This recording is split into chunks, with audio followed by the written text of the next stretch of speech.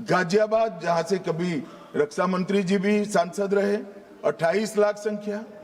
उत्तर पश्चिम दिल्ली 27 लाख संख्या। 127 सीटें ऐसी है मान्यवर जिसमें 20 लाख से ज्यादा वोटर्स है, 20 लाख से ज्यादा। अब मुझे कोई बताए भला, जहां 48 लाख वोटर है वो सांसद कैसे 48 लाख मतदाताओं की अपेक्षाओं के साथ अपने आप को मैच कर, इसकी पूर्ति अरे अखिलेश भाई, एक लेवल की बात चल रही है यार, कहां केंद्रीय विद्यालय कर रहे हो अभी, इसका समय आएगा।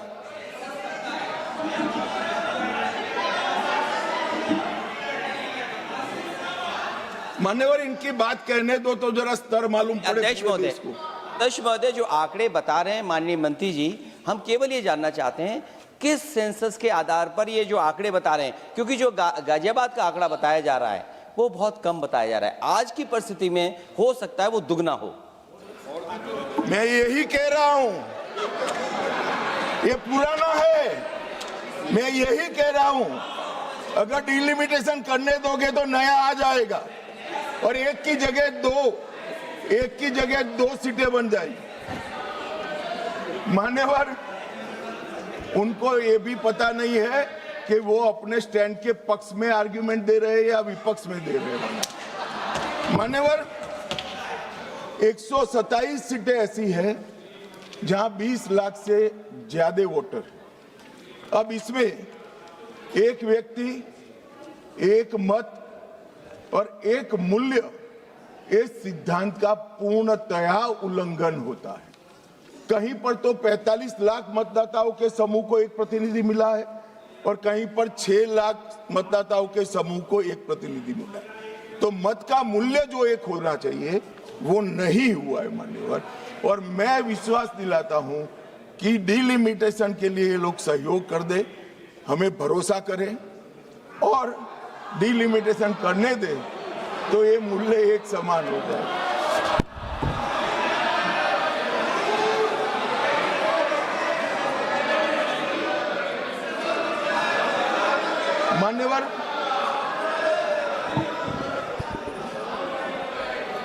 मान्यवर, मैं इसके इतिहास में भी जाना चाहता हूं। सबसे पहले 1972 में तत्कालीन प्रधानमंत्री इंदिरा गांधी जी की सरकार ने परिसीमन विधेयक लाकर सीटों को 525 से बढ़ाकर 545 की और फिर इसको फ्रीज कर दिया।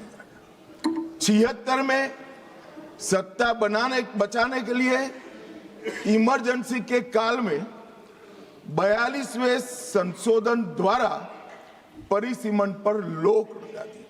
अब इंदिरा जी तो प्रधानमंत्री थी, कानून लाकर रोक लगाई परिसीमन पर।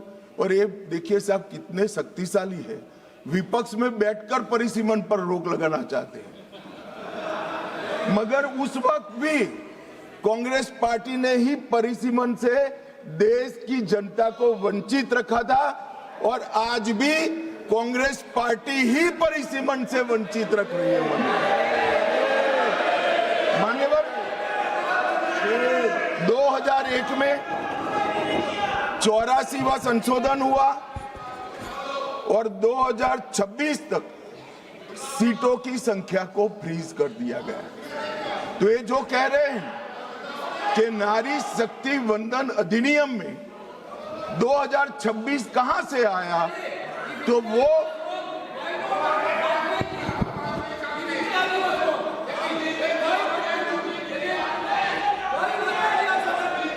बताता हूं। एक सेकंड। मान्यवर, ये कह रहे वाजपेयी जी थे, वाजपेयी जी बड़े विद्वान पुरुष थे, ये इनको जानते थे, तो इन्होंने प्रयास ही नहीं किया, बेचारे ने आगे बढ़ा दिया इंदिरा जी का। मगर हम तो समझते थे कि आप हमें सपोर्ट करोगे, तो हम तो बिल लेकर आ गए, अब आप गिराना चाहते हो भाई। तो वाजपेयी जी ये बात की कल्पना कर सकते थे। कांग्रेस पार्टी को हम लोगों से वाजपेयी जी बहुत अच्छे से जानते थे क्योंकि 19 महीना जेल में रहे थे मान्यवर, वो बहुत अच्छे से पहचानते थे।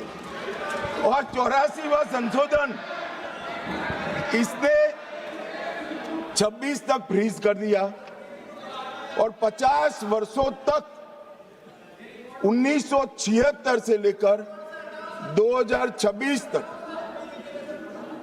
क्या रिकॉर्ड से हटाना है?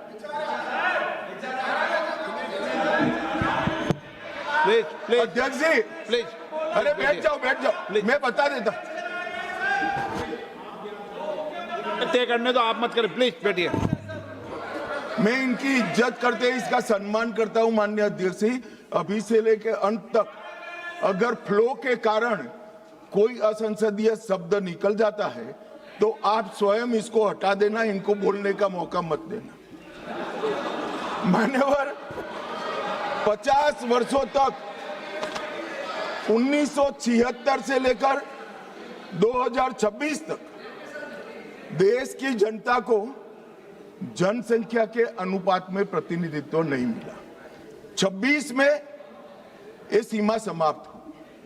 अब 26 में सीमा समाप्त होने के बाद अगर डिलिमिटेशन करते हैं तो डिलिमिटेशन 29 के पहले समाप्त नहीं हो सकता, क्योंकि परिसीमन आयोग का एक नियम है कि हर कॉन्स्टिट्यूएंसी में जाकर पब्लिक हियरिंग देना होता है।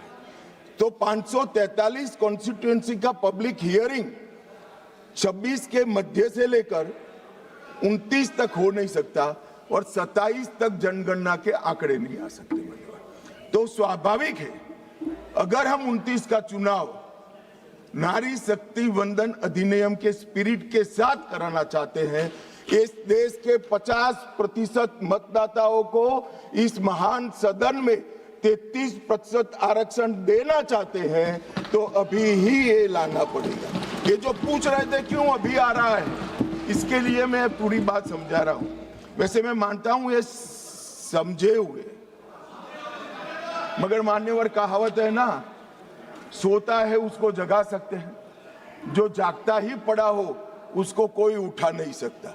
ये सब समझते हैं मगर एक भ्रांति खड़ी करना चाहते हैं। मान्यवर, 76 में इस देश की आबादी थी 54.79 करोड़ और आज 140 करोड़। तो 54.79 करोड़ आबादी में जितने सांसद थे उतने ही 140 करोड़ की आबादी के बाद रखना, ये इनका मानना है।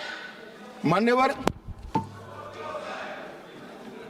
आर्ग्यूमेंट क्या दिए गए कि सबको बोलने का कम मिलेगा, 0 ओवर में मौका नहीं मिलेगा।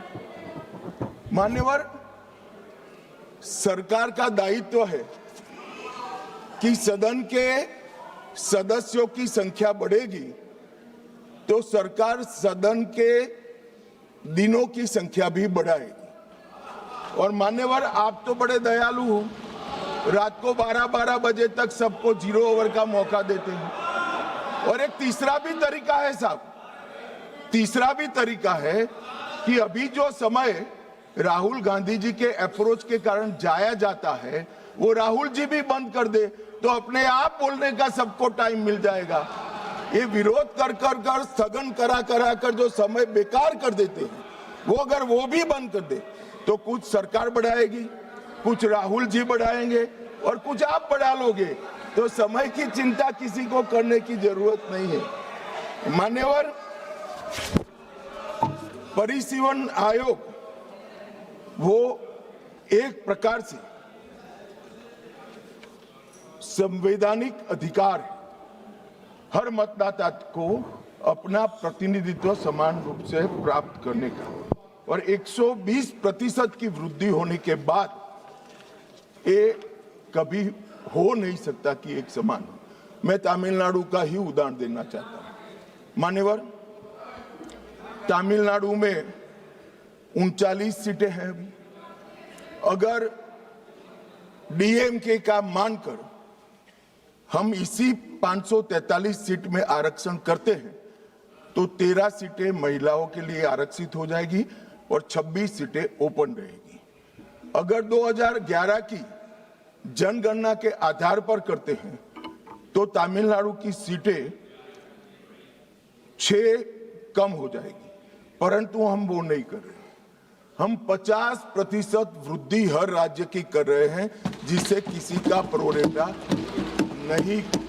तो अब क्या होगा, 59% सीटों में 20 सीटें बढ़ेगी और 39 सीटें महिला ओपन रहेगी और 20 सीटें महिलाओं के लिए आरक्षित रहेगी। मान्यवर,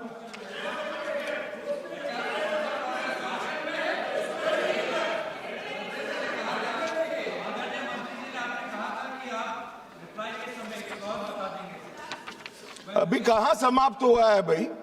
आप भी राहुल जी की तरह मेरे बोलने का क्रम आप तय करो। नहीं तो कोई आपत्ति नहीं है, मैं दूंगा ना, इससे भी अच्छी दरखास्त दूंगा, चिंता मत करो। और मान्यवर, कुछ सदस्यों ने सवाल उठाया कि जनगणना क्यों समय पर नहीं हुई। मान्यवर, सबको मालूम है कि 21 में जनगणना होनी थी और 21 में इस सदी की सबसे बड़ी महामारी आई, कोविड का संकट आया और कोविड के संकट के कारण जनगणना संभव नहीं हो पाई। कोविड का संकट समाप्त होने के बाद देश को काफी समय लगा इसमें से उभरने में, और जब 24 में जनगणना की शुरुआत हुई तब कुछ दलों ने उचित ही मांग करी कि भाई जाति के आधार पर जनगणना करनी चाहिए।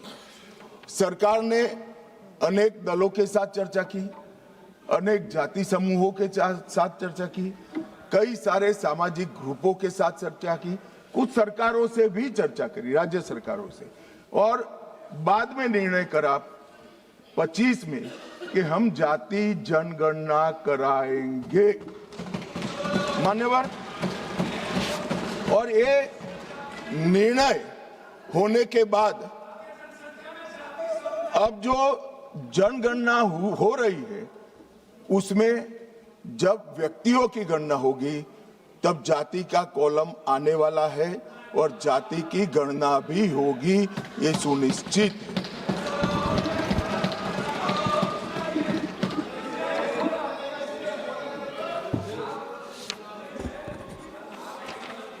मान्यवर, मैं पहले भी जो जनगणना हुई है कांग्रेस पार्टी के समय में, इसके भी प्रश्नोत्तरी को स्टडी किया हूं। जब बिल्डिंग की जनगणना होती है उस वक्त जाति जनगणना तो ये करते ही नहीं थे, परंतु धर्म भी नहीं पूछा जाता था और कुछ नहीं पूछा जाता था। मगर जब व्यक्ति की जनगणना होती है तब ये सारे सवाल आते हैं, कितना पढ़े लिखे हो, कब जन्म हुआ था, धर्म क्या है। अब यह भी पूछेंगे कि जाति क्या है। इसमें किसी को संशय करने की जरूरत नहीं है। नरेंद्र मोदी जी ने दूरदर्शिता के साथ आपको पहचान कर कैबिनेट प्रस्ताव में जनगणना की जाति के साथ होगी वो प्रस्ताव पारित किया। तो इसमें कोई भी कंफ्यूजन रखने की। पीयूष भाई, क्या अपेक्षा रख रहे हो? ये जाति जनगणना की डिमांड नहीं कर रहे हैं, हमें उलझाना चाहते हैं। अब पीयूष भाई बेचारे भोले हैं, वो कहते हैं कि जाति जनगणना की घोषणा कर रहे, ताली बजाओ। हम कर रहे हैं तो ये ताली नहीं बजाएंगे। उनको जाति जनगणना से कोई लेन देन नहीं है, उनको यहाँ बैठने से लेन देन है जो नहीं होने वाला है भैया। अभी मान्यवर, मैं फिर से एक बार 140 करोड़ की जनता के मन में किसी की भी प्रकार का भ्रांति, कंफ्यूजन न हो, इसलिए स्पष्ट करना चाहता हूं कि नरेंद्र मोदी जी की कैबिनेट ने जाति जनगणना का जो निर्णय किया है वो कैबिनेट प्रस्ताव में 26 की जनगणना जाति के साथ कराने का निर्णय किया है। और मान्यवर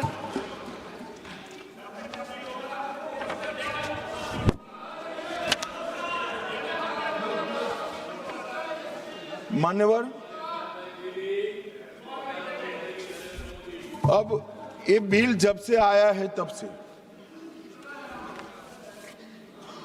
विपक्ष ने कुछ भ्रांतियां फैलाना शुरू की। सबसे पहली भ्रांति फैलाना शुरू की कि जाति जनगणना को टालने के लिए ये कर रहे हैं। जाति जनगणना को टालने के लिए हम ये संविधान संशोधन लेकर आए हैं।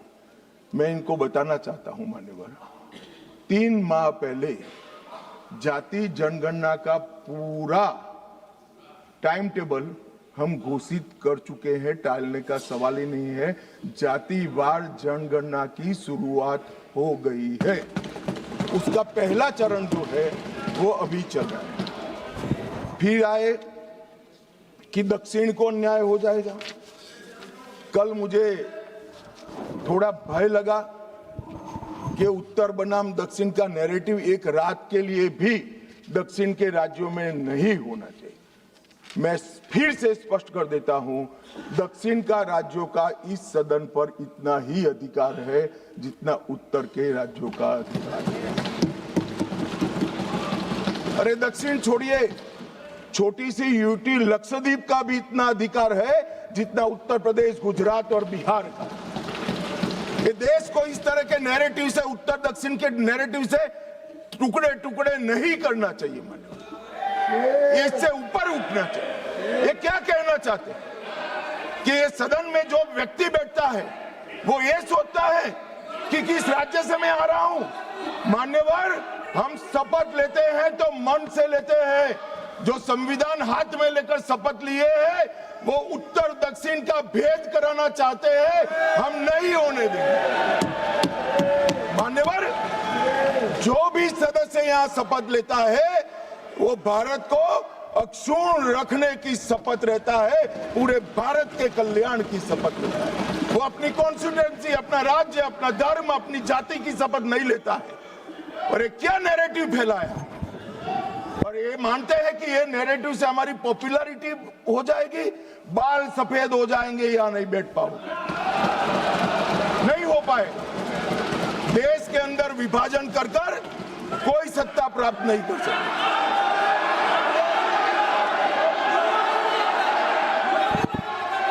मान्यवर,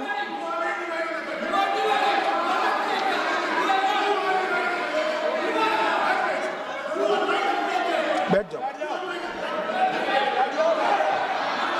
इतना गुस्सा क्यों खा रहे हो?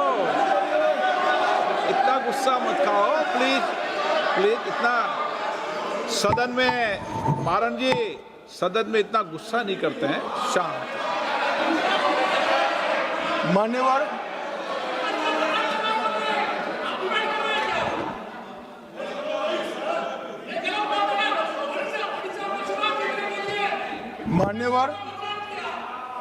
मान्यवर,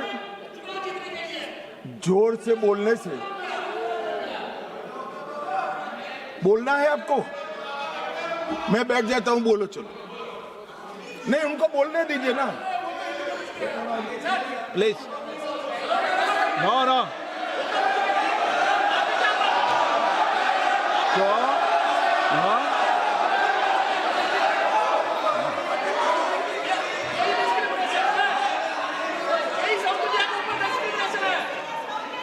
मान्यवर,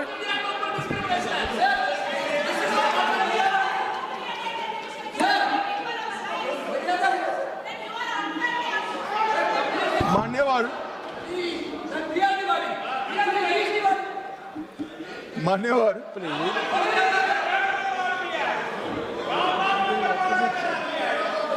माननीय अध्यक्ष जी, झूठ को जोर से बोलने से सच नहीं होता। सच सच होता।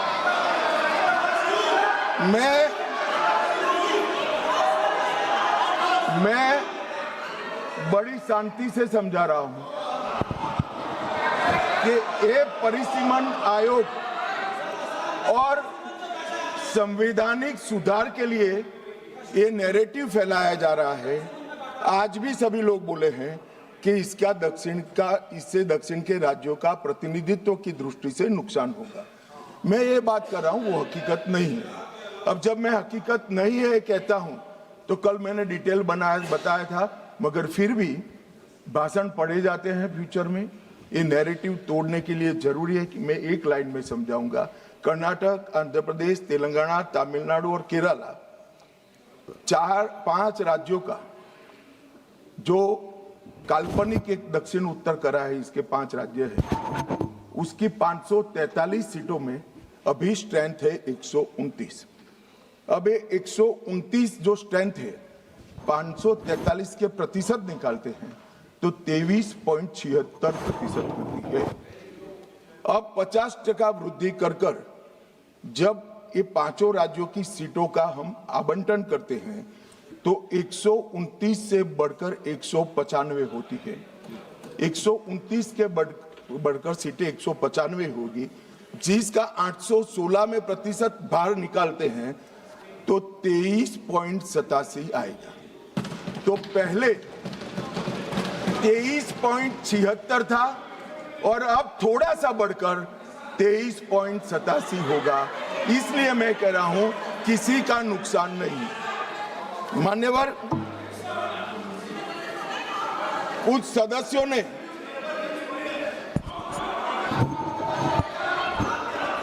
मान्यवर आप पारित कराने की सहमति दो, अभी पेश करा देंगे। हाँ, 1 घंटा रुक जाएंगे। चलो माननीय गृह मंत्री बता दो इनको, 1 घंटा रुक जाएंगे। कहीं तैयार है? 50% का बिल 1 घंटा रुक जाएंगे। पेश तैयार हो तो कर दें इनको। 1 सेकंड बैठ जाओ। बैठो। राजा जी एक मिनट मुझे सुनो। बता दो इनको। अगर इस बिल का विरोध करने का कारण 50% लिखित में चाहिए तो 1 घंटा सदन बंद कर दिए, मैं ऑफिशियल अमेंडमेंट लेकर आता हूं मान्यवर, मगर बिल पारित करने का वो वादा करते। अब वेणुगोपाल जी बताए क्या बिल पारित करेंगे? चलिए, सहमत हो? सदन में बात कर लेते। सहमत हो? अभी अमेंडमेंट लाएंगे। चलो सर, शुरू करते आगे। Sir last minute. हाँ sir, last minute, yesterday onwards, when the bill introduced itself, entire opposition demanding we want this to be in the legislation. Number 2, the constitutional protection of the delimitation to the states, number of the seats in the state should be protected. We are asking the Home Minister whether are you ready to dealing the delimitation process along with the women reservation, number 1. Number 2, if you are ready to include the number of seats in each state by legislation by 50%, these 2 things, are you ready? अब बैठ जाओ, हो गए भाई, तेरा नेता बोल लिया। मान्यवर, वेणुगोपाल जी ने 2 शार्प क्वेश्चन पूछे। अरे बैठ जाओ गोगोई साहब, 5 तारीख को काउंटिंग है यार, बैठ जाओ अभी। अरे 4 तारीख को काउंटिंग है, बैठ जाओ। मान्यवर साहब, मैं इनका जवाब देता हूं, इनको बिठा दीजिए थोड़ा माइक पे प्लीज।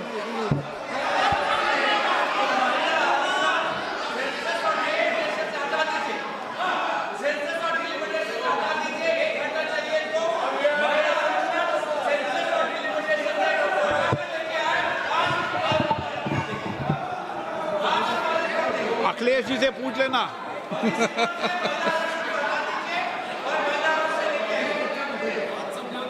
मान्यवर, मुझे लगता है कि आपके नसीब में यश लिखा है, एक बिल पारित हो जाएगा शायद। मान्यवर, वेणुगोपाल जी ने 2 चीजें करी कि एक तो 50% आरक्षण और 50% सीटें बढ़ाई जाएगी, उसको बिल में शामिल करने के लिए ऑफिशियल अमेंडमेंट लाने के लिए तैयार हो। हाँ जी, मैं तैयार हूं।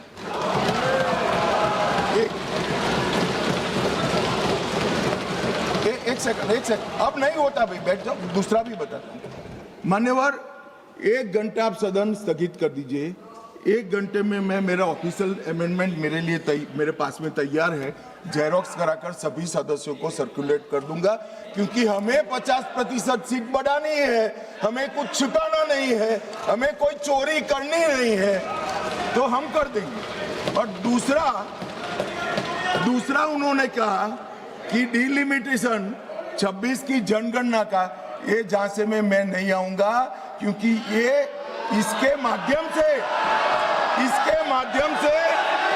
अगर बैठ जाओ ना, बैठ जाओ।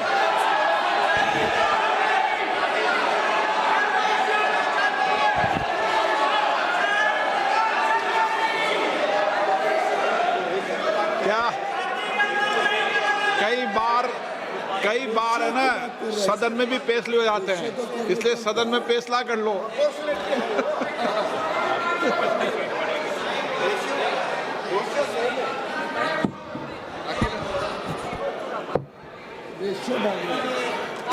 माइक ही नहीं है। अध्यक्ष महोदय, क्योंकि आपने कहा और माननीय मंत्री जी कुछ बात रख रहे हैं और हमारी तरफ से कोई बात आई है, अभी तक 11 साल का जो अनुभव है लगभग, अध्यक्ष महोदय, अगर भारतीय जनता पार्टी ये लिख करके दे देगी कि हम महिला प्रधानमंत्री बनाएंगे, तब भी हम इन पर भरोसा नहीं करेंगे।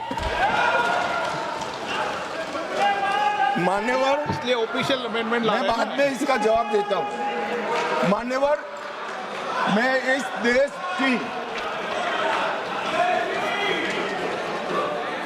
देश की मातृशक्ति को कहना चाहता हूं कि राहुल गांधी जी की अनुपस्थिति में कांग्रेस पार्टी ने जो प्रस्ताव रखा है वो एक बहुत सुहाना जाल है, महिला आरक्षण को फिर से एक बार 29 के पहले नहीं होने देंगे। इसलिए मान्यवर, ये जो कहते हैं कि हमारे राज्यों का समान भार होना चाहिए, मैं सहमत हूं। महिला आरक्षण 29 के पहले ही करना चाहिए, 29 के बाद ले जाने के लिए इनका षड्यंत्र सफल हम नहीं होने देंगे। मान्यवर, मैं समझ रहा हूं कि ये वोट नहीं देंगे तो महिला आरक्षण का बिल गिर जाएगा, मगर इस देश की महिलाएं देख रही है, उनके रास्ते का रोड़ा कौन है वो देख रहे हैं। मान्यवर,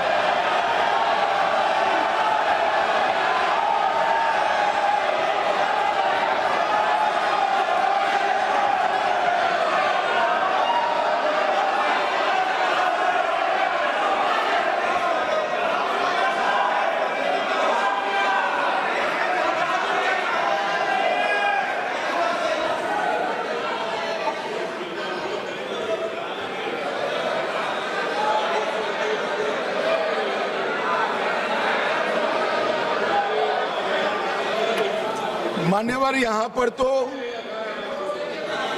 शोर शराबा कर बच जाओगे, मगर माताओं बहनों का जो आक्रोश आपके खिलाफ है ना, जब मैदान में जाओगे तब मालूम पड़ेगा। भागते हुए रास्ता नहीं मिलेगा, चुनाव में जब जाएंगे तब मालूम पड़ेगा, मातृशक्ति हिसाब मांगेगी।